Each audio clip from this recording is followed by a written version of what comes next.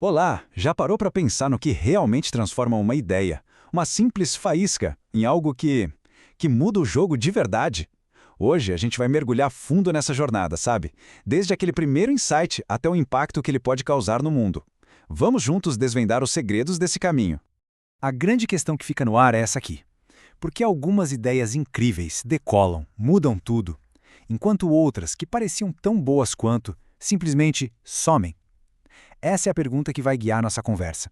E a gente vai responder isso juntos, passo a passo, explorando as ferramentas que realmente fazem a diferença. Bem, tudo começa com uma faísca. Mas o mais curioso é que essa primeira etapa não é sobre ter a ideia perfeita de cara. Não mesmo. É sobre desenvolver a percepção certa. É quase uma arte, sabe? A arte de enxergar, no meio de todo o barulho, qual é o verdadeiro problema que vale a pena resolver. E onde é que a gente acha essas oportunidades de ouro? Muitas vezes elas surgem como o que chamamos de inovações disruptivas. Pensa comigo, não se trata de construir um carro um pouquinho mais rápido. A sacada é inventar algo que vira a mesa, como a Netflix fez com o aluguel de filmes. Eles criaram um mercado que a gente nem sabia que queria e, no fim das contas, acabaram superando gigantes que pareciam invencíveis.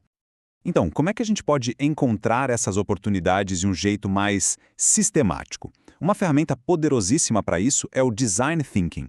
O processo, como dá para ver, tem várias etapas, mas tudo, absolutamente tudo, começa com a empatia. E olha, esse é o passo mais crucial de todos. Antes de pensar em qualquer solução, a gente precisa entender de verdade, lá no fundo, as dores e as necessidades das pessoas. É sobre ouvir de verdade, não só ficar adivinhando. E para dar uma forcinha para essa criatividade, existem umas técnicas bem práticas. Dá uma olhada no brainstorming inverso. Em vez de perguntar como a gente resolve isso, a pergunta vira como a gente poderia piorar esse problema. Parece meio estranho, né? Mas, ao pensar no exato oposto, a gente quebra nossos padrões de pensamento e muitas vezes descobre caminhos para soluções que são realmente inovadoras. Ok, a oportunidade foi identificada. E agora?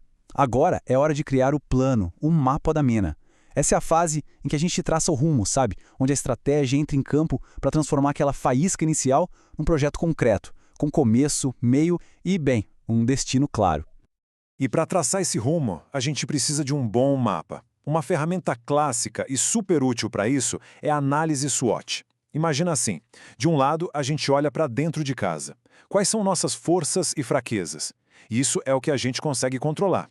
Do outro lado, a gente olha pela janela, para a paisagem lá fora. Quais são as oportunidades e as ameaças no ambiente? Isso já está fora do nosso controle. Ter essa clareza é simplesmente fundamental para saber onde a gente está pisando. Indo um pouco mais fundo, a gente pode usar algo como o Business Model Canvas para detalhar esse plano. Pensa nele como um jeito de contar a história inteira do projeto em uma única página. Ele força a gente a responder perguntas essenciais como: para quem exatamente a gente está criando valor? O que de fato a gente está oferecendo e, claro, como isso vai parar de pé financeiramente. É sobre ter clareza total de como a ideia vai funcionar no mundo real. Certo. Com um plano sólido nas mãos, o próximo passo é a ação. É aqui que a gente liga o motor, sabe? Usando ferramentas financeiras e métodos de trabalho para dar vida à estratégia com muita disciplina e foco total. Na hora de decidir onde colocar o dinheiro, tem uma regra de ouro representada por esse símbolo aí. Existe uma ferramenta chamada Valor Presente Líquido, ou VPL, que ajuda a gente a calcular isso. De um jeito bem simples, se o resultado desse cálculo for maior que zero, significa que o projeto promete gerar mais grana no futuro do que ele custa hoje. É basicamente o sinal verde financeiro para seguir em frente. Outro número mágico que todo projeto precisa conhecer é o famoso ponto de equilíbrio. O que é isso? É aquele momento exato em que você não está mais perdendo dinheiro, mas também ainda não começou a lucrar. Basicamente, é o ponto em que as receitas se igualam aos custos. Saber qual é a linha de chegada para um projeto se tornar viável é fundamental. E como o trabalho é feito no dia a dia? A abordagem de gestão faz toda a diferença. A gente pode pensar no método tradicional, o waterfall ou cascata, como se fosse subir uma escada, um degrau de cada vez, de forma bem sequencial. Funciona super bem quando o caminho é claro e previsível. Mas e quando o caminho é um rio cheio de curvas e corredeiras? Aí entram as metodologias ágeis, como o Scrum, que ensinam a gente a navegar em ciclos curtos, ajustando a rota o tempo todo. Mas vamos ser sinceros, nenhuma ideia, nenhum plano se concretiza sem pessoas. Então agora o foco muda completamente e vai para o elemento humano, para o coração do projeto. como liderar uma equipe de forma eficaz através de todos os desafios de execução. O grande Vince Lombardi disse uma coisa que, para mim, captura a essência da liderança. Ela não é um dom divino, é uma conquista. Líderes são feitos, não nascem prontos. São feitos de esforço, que é o preço que todo mundo tem que pagar para alcançar qualquer objetivo que realmente valha a pena. Então, qual é o segredo de um líder eficaz? A resposta é flexibilidade. Os melhores líderes não têm um único estilo. Eles são como um canivete suíço, sabe? Sabem exatamente quando ser mais firmes para apontar uma visão, quando ser mais democráticos para construir consenso, quando ser mais afiliativos para criar harmonia e quando agir como um coach para desenvolver o time para o futuro. A chave é saber qual ferramenta usar em cada momento. E para construir confiança, principalmente durante momentos de mudança, os princípios do processo justo são essenciais. É simples, envolver as pessoas nas decisões, explicar o porquê por trás do que foi decidido e deixar super claro quais são as novas expectativas. São 3 passos que parecem básicos, mas que fortalecem demais a equipe e o projeto. E por fim, a jornada se volta para dentro.